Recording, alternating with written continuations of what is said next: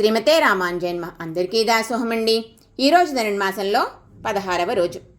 ఈ జీవుడు పరమాత్మకి చేసే కైంకర్యంతో వచ్చిన పేరు ఆత్మకి స్థిరమైన పేరు. ఉపాధిని బట్టి వచ్చేది అశాశ్వతం. అందుచేతనే అనంతుడికి శేషుడు అనే పేరు వచ్చింది.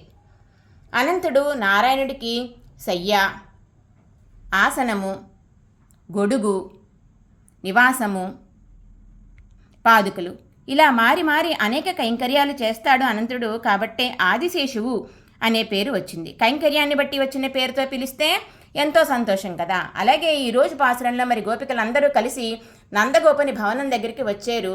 ఆ గోప భవనం యొక్క ద్వారపాలకుణ్ణి, భవనపాలకుణ్ణి కూడా పిలుస్తున్నారు. వారి పేరుతో పిలవకుండా కోయిల్ కా అప్పానే, వాసల్ కా అప్పానే అని వారు చేసే కైంకర్యంతో పిలుస్తున్నారు. అది వారికి కూడా ఎంతో సంతోషం. ఓ భవనపాలక లోపలికి విడువుము, ఓ ద్వారపాలక మణికవాటపు గడియను తెరువుము.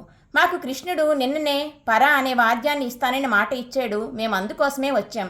మాకు వేరే ప్రయోజనమేమీ అవసరం లేదు. మమ్మల్ని లోపలికి పోనివ్వవలెను అంటూ ఆ ద్వారపాలకుణ్ణి, భవనపాలకుణ్ణి కూడా ప్రార్థిస్తున్నారు ఈరోజు పాసురంలో గోపికలు. మరి మన పాలకొల అష్టభుజి లక్ష్మీనారాయణ స్వామివారి సన్నిధిలోని ఆండాళ్ళమ్మ జడ ఇలా అందంగా అలంకరించబడి ఉందండి. శ్రీమతే రామానుజాయ నమః.